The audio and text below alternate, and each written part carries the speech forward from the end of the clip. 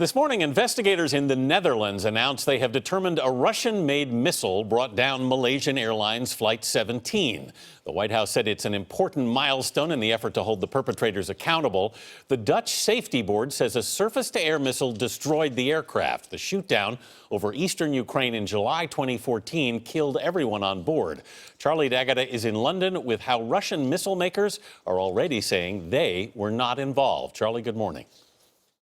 Good morning. Russia has already said it doesn't dispute Dutch findings that a missile brought the plane down. The disagreement is about the age of the missile used and that Ukrainian forces, not Russia, was responsible for the 298 deaths in July last year. For months in a hangar in Holland, investigators have been reconstructing MH17 piece by piece. What was once an airplane is now a crime scene. And this morning, the Dutch Safety Board confirmed that the plane was brought down by a Russian-made Buk surface-to-air missile. Flight MH17 crashed as a result of the detonation of a warhead outside the aeroplane, above the left-hand side of the cockpit. They've rebuilt the cockpit and fuselage from the wreckage, employing the same kind of techniques used in the investigation of Pan Am 103 after it exploded over Lockerbie, Scotland, back in 1988. They also reconstructed the flight. When it is downed by a Buk surface-to-air missile. All 298 people on board were killed, the casualties of a war they had nothing to do with, being waged 33,000 feet below.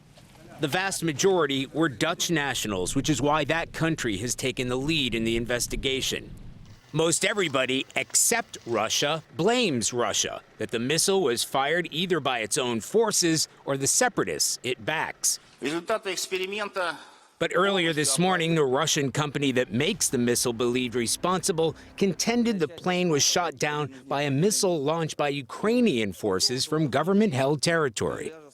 The Dutch findings stop short of naming which side pulled the trigger, and they'll bring little comfort for these heartbroken relatives who may now know the what and the why, but are still asking who. The answer to that question will be down to the findings of a separate criminal investigation, also led by the Dutch, which won't be complete until the end of this year or maybe the beginning of next. Gail? Charlie, thanks.